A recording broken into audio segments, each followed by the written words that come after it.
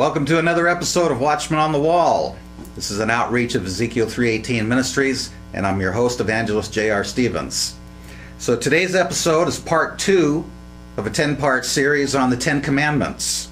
Now, if you missed part 1 on the first commandment, you can go to our YouTube channel, catch up on that, or go to our website, click on the episodes page, and it's embedded there, so to give you a chance to make sure you don't miss any of these parts.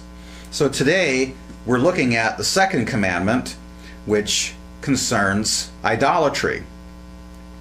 And we'll find that commandment in the book of Exodus, chapter 20, verses 4 through 6, where it says, "You shall not make for yourself a carved image, any likeness of anything that is in heaven above, or that is in the earth beneath, or that is in the water under the earth.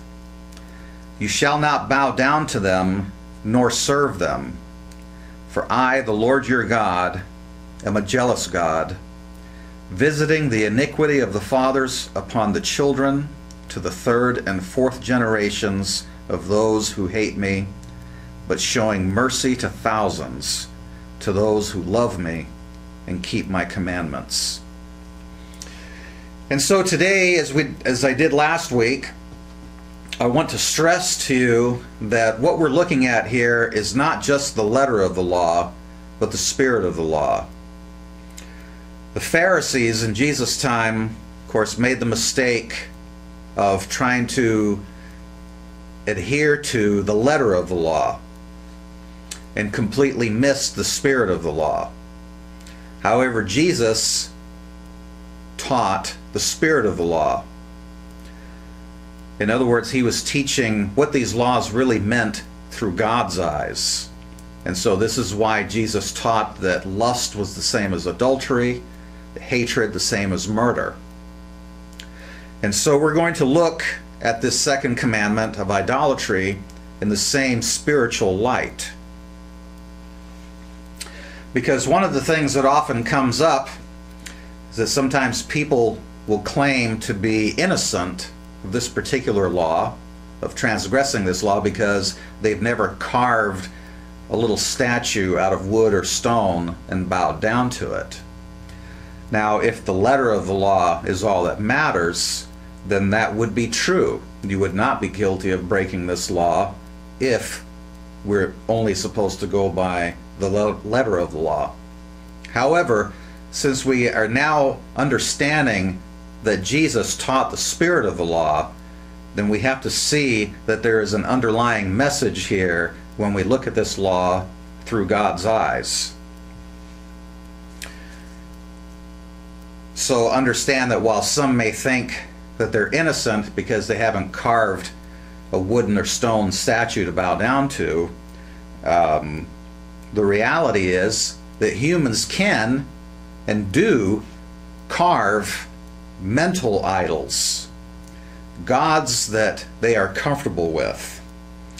As I mentioned last week, people have a tendency to create a god in their minds that they are more comfortable with, one who doesn't have a problem with their sin. Oftentimes when we're out evangelizing, we meet people who make statements such as, "I believe God is love and would never send anyone to hell." Well, we can agree with them on 2 points. First point is that the God they believe in is not the God of the Bible. So the God they believe in can't send anyone anywhere because he doesn't exist. He's a figment of their imagination. And point number 2 is that the God of the Bible doesn't send anyone to hell. People make that choice for themselves by rejecting Jesus and refusing to trust in him. They refuse to have anything to do with God, and they completely reject eternal life in heaven. And God isn't going to force anyone to spend eternity with him if they don't want to. It's kind of ironic that God created man in his own image, and man has been trying to return the favor ever since. sinful people, in order not to face the seriousness of their transgressions, will create a God in their minds that doesn't care about lying, theft, lust, adultery, abortion, homosexuality, coveting, dishonoring parents, fornication, drunkenness, and the list goes on. In their minds, they justify their sinful behavior because the God they believe in isn't going to punish them for it. Again, this is true because this imagined God of theirs doesn't exist. The bottom line is that carving out this kind of God in your mind is idolatry, and is a direct transgression of not only the second commandment, but the first one as well. It is important that we as Christians are able to explain this properly and scripturally to the unbeliever. So knowing that the spirit of the law, the spirit of this law, covers things other than carved images, but in fact also covers things like the imagined God, then we have to assume that there are other things covered by this law against idolatry. So let's take a look at another form of idolatry. And we'll find this in Matthew chapter 19, verse 16 through 22. There's a story about a rich man that came to Jesus to ask how he could inherit eternal life. The same story is also paralleled in the Gospel of Mark in chapter 10. But let's read what it says in Matthew. Now behold, one came and said to him, Good teacher, what good thing shall I do that I may have eternal life?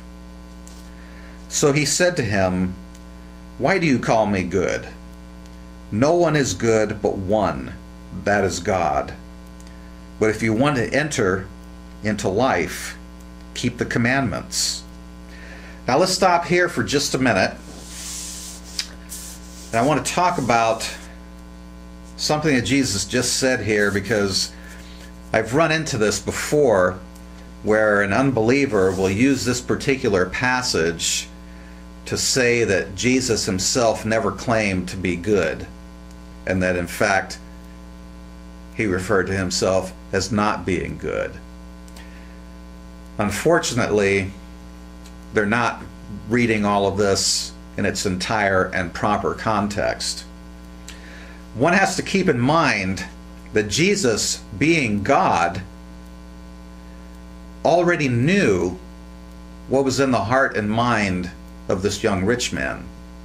You see, the young rich man, as he approached Jesus, he didn't approach him as the Son of God or God, but rather he approached Jesus as if Jesus was only another human teacher, another rabbi. And so, not having any idea in his mind that he was actually speaking to God, Jesus recognized this. And so Jesus dealt with him on the human level at that particular point of the conversation. In other words, knowing the heart of this young ruler, this young man, rich man, there was no point in Jesus trying to explain to him right off the bat that he was God, because it probably wouldn't have made any difference to the rich young ruler. And in fact, the rich young ruler probably would have laughed and walked away and not had the opportunity to hear the rest of what Jesus really needed to tell him.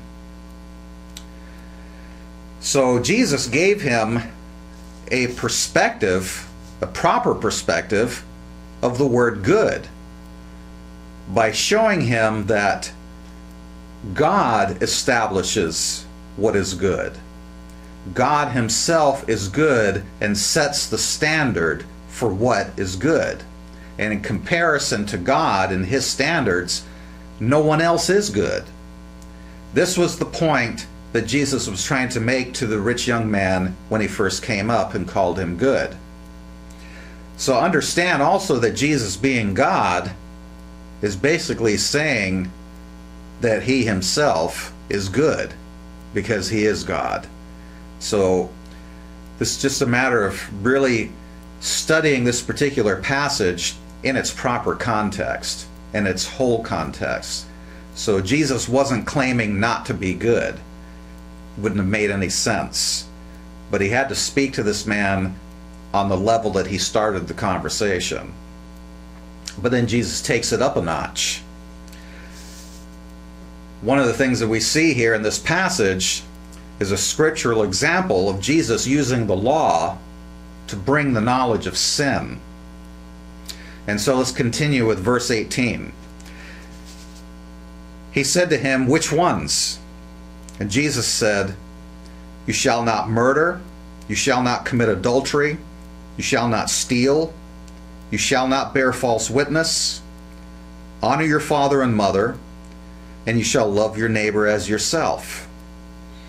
And the young man said to him, "All these things I have kept from my youth.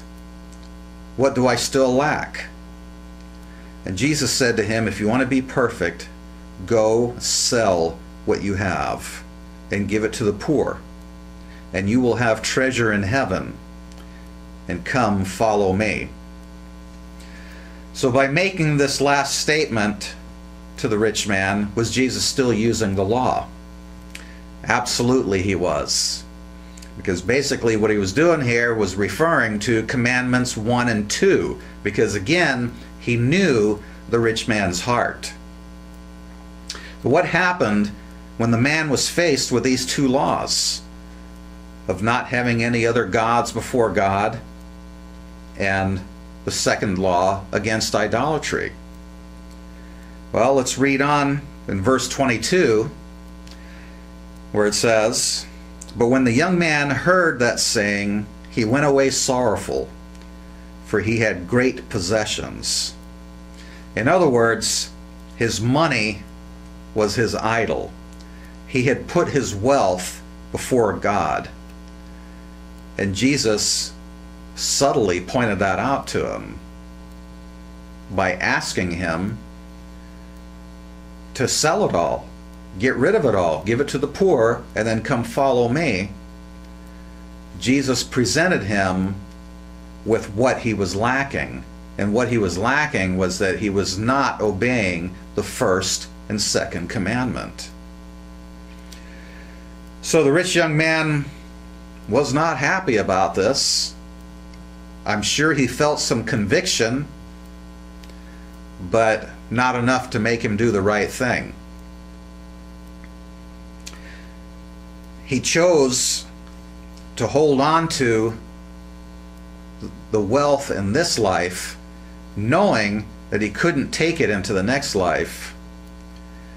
And by doing this, he seemed to be okay with forfeiting eternal life. This is the mistake that many people make. Rather than give up the sin that only brings temporary pleasure, they choose to hold on to it and forfeit eternal life. A gift that's far more valuable than what is being asked to give up. This is why this commandment is so important, along with the danger that comes from breaking it. It is sometimes said that the sin of idolatry is the worst sin of all because it leads to more sin.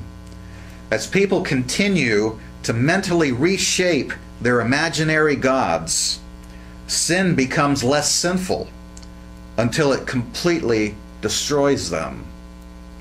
Tragically, they lose more in the end than they ever gained in their lifetime.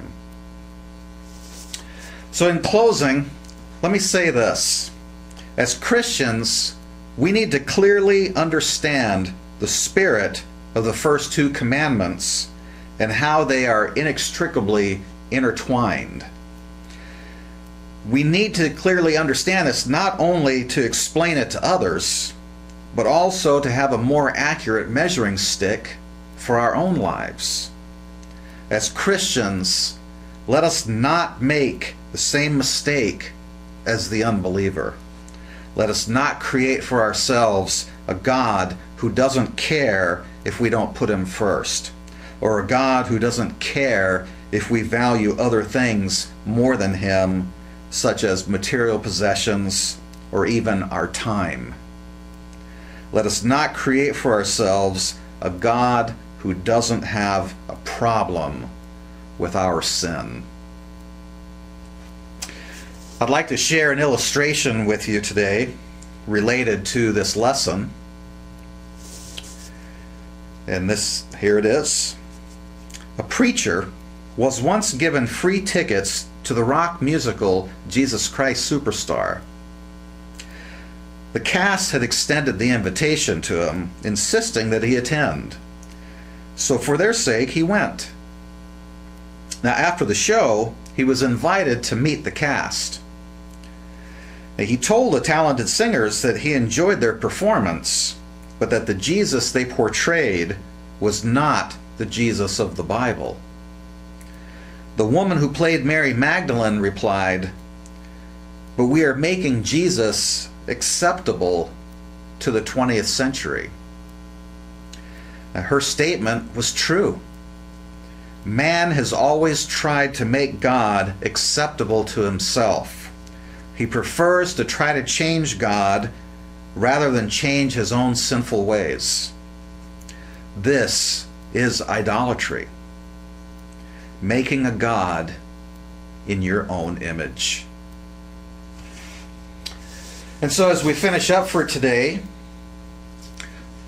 once again, I just want to remind you of the YouTube channel. Encourage you to subscribe to the channel. Feel free to post comments, questions, objections. We also have a website, which is Ezekiel318.org. And on that page, we have links and resources pages on the website that I really want to encourage you to check out. One particular link that I hope that you'll go to is livingwaters.com, Living Waters store, which is part of Ray Comfort's ministry. One of the things that Ray has done here this month, at the time that I'm recording this particular episode, we're just a couple of weeks away from Halloween.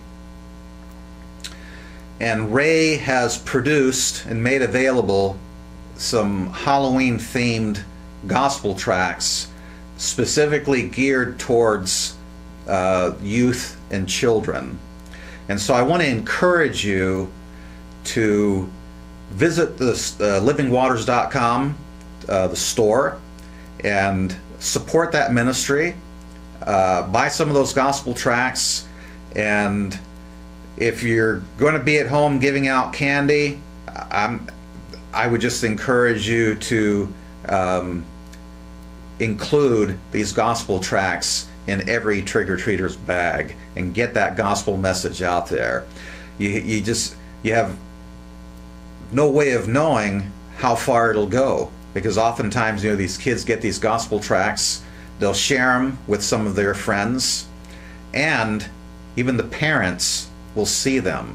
And so there's a multiple hit oftentimes from even one gospel tract. So I want to encourage you to go to that website, buy those gospel tracts, support that ministry, and use these tracts to share the gospel in your neighborhood with what, for all intents and purposes, is a captive audience. These kids are going to come knocking at your door looking for candy, and you can share with them the gospel of Jesus Christ. So, one last thing that I just want to remind you, and that's to be a watchman on the wall, sound the alarm, and share the gospel. See you next week.